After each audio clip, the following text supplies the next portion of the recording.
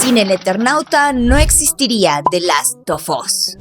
No estoy exagerando. Y la nueva serie que está en Netflix tampoco es otra de esas historias que puedes ver mientras scrolleas tu teléfono y te comes un pan. Es la adaptación de una de las historias que marcó a toda una generación y es parte primordial de la historia de Latinoamérica. Es también una historia que marcó todo el género de la ciencia ficción con una simple pregunta.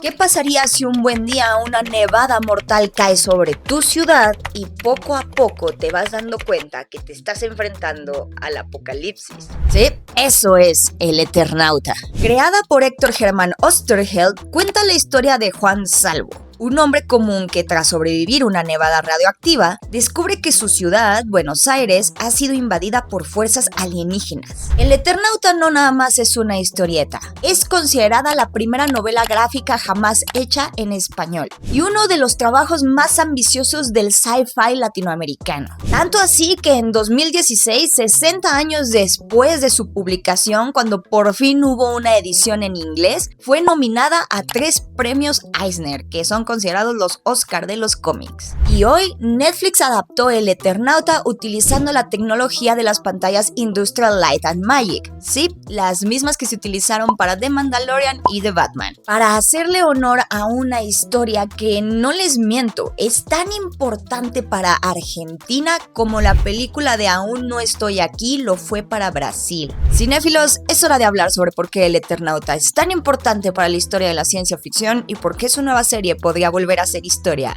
en toda Latinoamérica.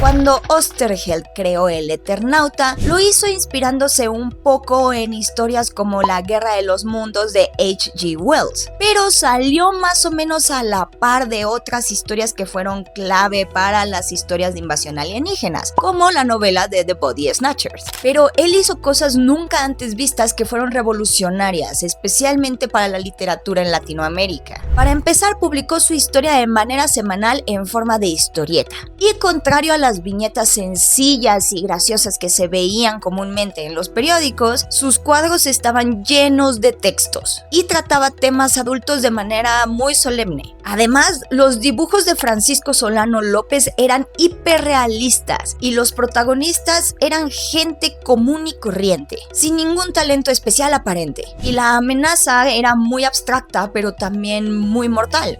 Nieve que te mata al contacto. Este fue uno de los primeros relatos postapocalípticos modernos en español, y sus viñetas sí inspiraron una estética particular, al grado en el que ahora es clave para crear escenas como las vemos de repente en Cloverfield o The Last of Us. Una ciudad devastada, casas claustrofóbicas, sobrevivientes esparcidos desesperados por sobrevivir. De hecho, El Eternauta es la primera historia que trata ya el horror cósmico desde la perspectiva de protagonistas que realmente no son superhéroes. Cuando visité el set de grabación en Argentina para conocer la magnitud del trabajo que estaban haciendo para adaptar esta historia, pude hacerle una pregunta a Martín Oesterheld, nieto del aclamado Héctor Germán Oesterheld, que fungió como consultor para la historia, y esto fue lo que me dijo sobre la filosofía que tenía su abuelo cuando estaba haciendo El Eternauta. Generó diferentes vinculaciones en relación a mi familia. Lo que tiene El Eternauta hoy por hoy, digamos, y esa conversación que se puede dar, se dará porque es parte del Eternauta y es parte de la obra original del Eternauta y es parte de la vida, que el punto de contacto que te puedo decir en relación a mi abuelo es que mi abuelo tenía una relación ética con la aventura. Él decía que el héroe no es previo a la aventura, primero tenés que aventurar la vida, primero este grupo de combatientes tienen que aventurarse en esa ciudad de Buenos Aires que ya no es la misma porque ya no protege a nadie, ya es otra cosa, es una tierra incógnita, digamos, ¿no? Aventurarse es un poco lo que llevó a mi abuelo, digamos, con cuerpo y alma, digamos, y con convicción a un contexto político en donde con eso, digamos, además también se jugó la vida de su familia. La historia más íntima mía y personal, porque al margen, digamos, de que Oesterheld es esto y el Eternauta es todo lo que significa para todos nosotros, es la historia más íntima que me pueden contar a mí, porque yo crecí directamente con eso. El Eternauta no tiene superhéroes y tampoco existe un único protagonista. Sí, la mayor parte de la historia está contada desde la perspectiva de Juan Salvo, pero él es un sujeto común y corriente que necesita ayuda de sus amigos, y sus amigos son simples profesores de física como Favali que tienen un garage bastante bien acomodado, o de gente que está preocupada por pagar el gas a pesar de que está viviendo el fin del mundo. Y eso fue revolucionario para la ciencia ficción de la época, que venía todavía obsesionada un poco con historias tipo Superman o Robinson Crusoe, figuras casi divinas que se las arreglaban para solucionar todos los problemas que se les presentaban ellos mismos, y con eso salvaban también a todo el mundo.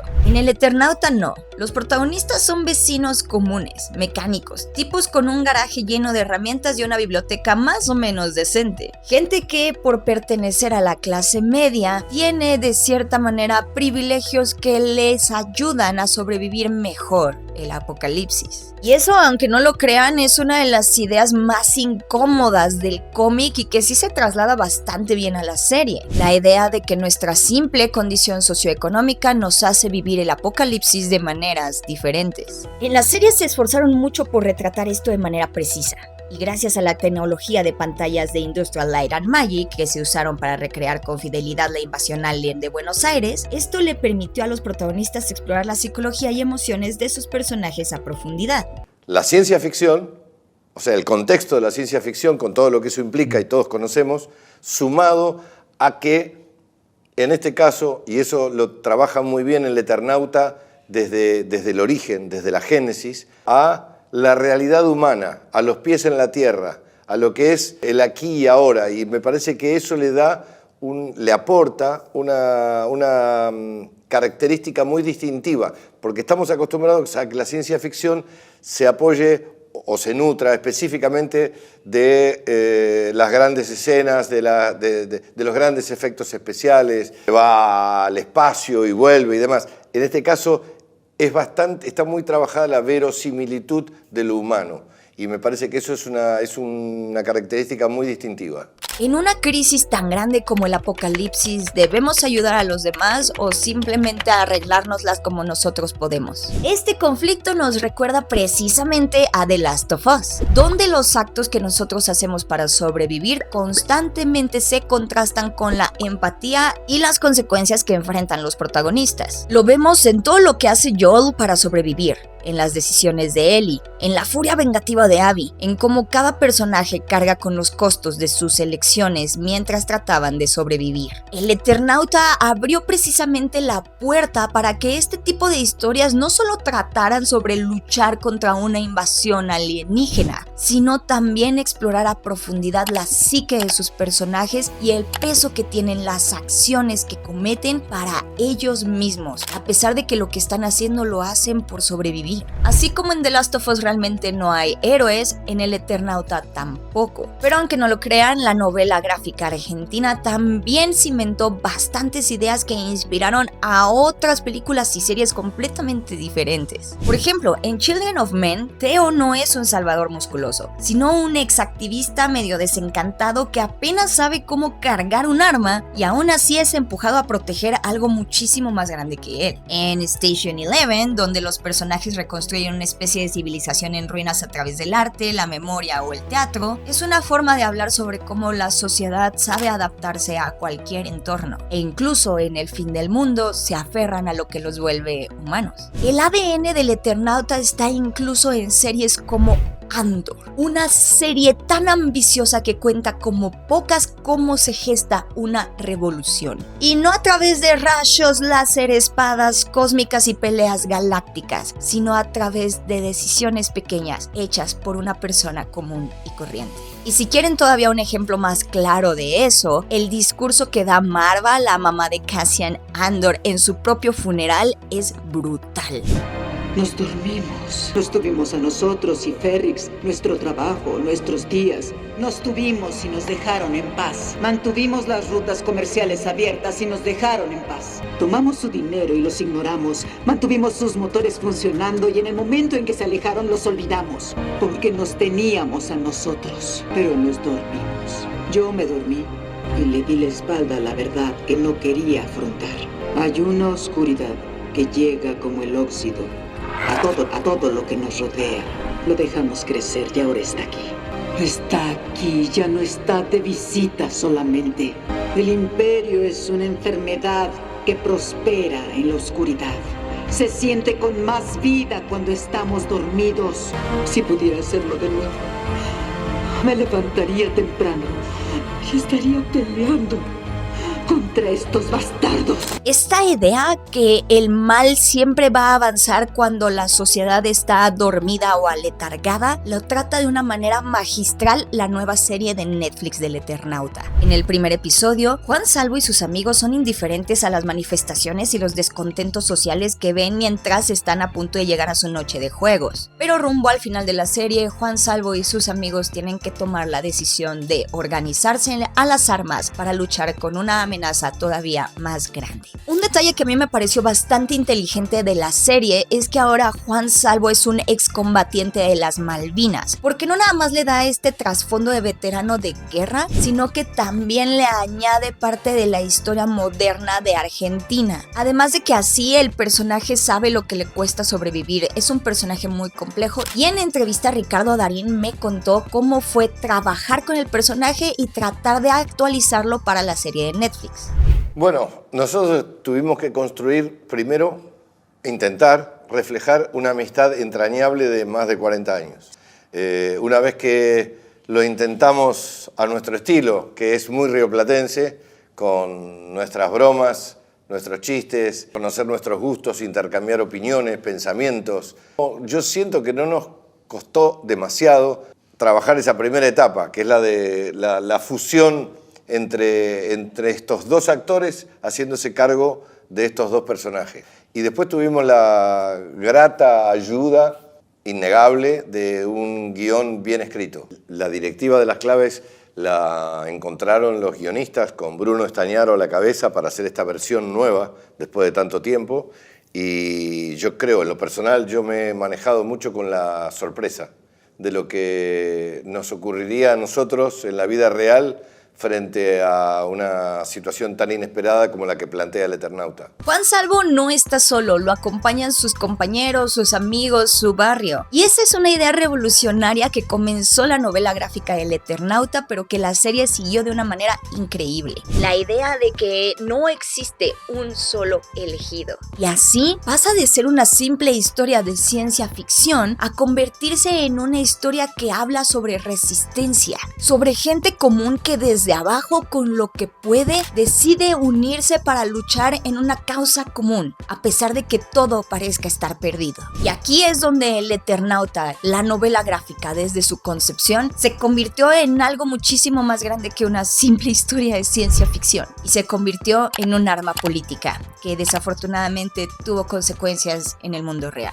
Porque en 1959, después del éxito de la primera tanda de historietas del Eternauta, Oesterheld decidió hacer algo que también fue revolucionario. Decidió expandir su historia. Ahora, los personajes ya no nada más eran clase medieros intentando ver cómo se las ingeniaban para poder sobrevivir. Ahora eran militares. Ahora eran gente que había tomado las armas y que se estaban organizando de manera militar para luchar. Y esto lo hizo para que su historia reflejara las propias opiniones e ideas políticas que tenía Héctor Hermann Oesterheld en la época. Así, los invasores ya no eran simples aliens, ya no era solo nieve radioactiva, era toda una metáfora sobre cómo era vivir durante la dictadura en Argentina. Era una metáfora de la represión y de lo deshumanizante que era vivir con miedo. Así, Oesterheld desde su trinchera como escritor se volvió un disidente político. Y por eso la dictadura lo persiguió hasta matarlo.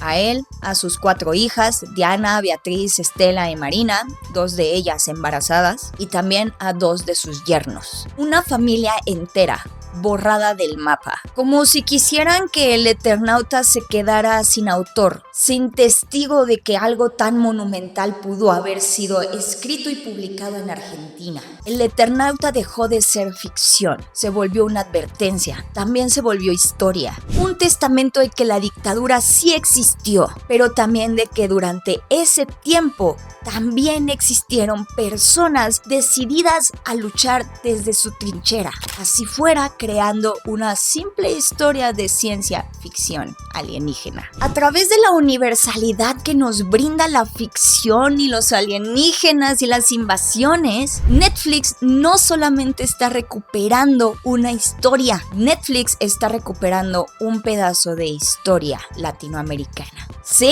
el Eternauta trata sobre aliens y mundos postapocalípticos. La serie hace un trabajo magistral presentando una cinematografía increíble con escenas de acción y muchísima intriga. Pero su corazón tiene ideas que le celebramos mucho de repente a historias como The Last of Us y que sin duda hacen muchísimo más complejas estas historias que parecen simples cuentos de ciencia ficción. El Eternauta tiene esta moraleja de que no importa que todo esté perdido y que todo esté roto, de todas maneras va a haber gente dispuesta a arreglar lo que se rompió y de la forma en la que ellos puedan van a intentar hacer un mundo mejor. Y Netflix con su serie tiene en sus manos algo mucho más grande que una simple historia entretenida que ya está teniendo mucho éxito. Tiene un espejo de historia y que puede inspirar discusiones tan apasionadas como lo hizo la película de Aún estoy aquí en Brasil. Hay un diferencial muy interesante y es el hecho de que sucede acá en el sur. Si bien es cierto que han habido otras series que hablan de invasiones extraterrestres, esta tiene su origen en el año 57, en la novela gráfica, como tú dices, y tiene algo de pionera. No solo vale por eso, sino que además tiene esta mirada desde Argentina. Es una invasión a la ciudad de Buenos Aires específicamente, y hay una idiosincrasia puesta en juego, que es la idiosincrasia del hombre argentino, que marca y suma una diferencia al mundo de series de ciencia ficción.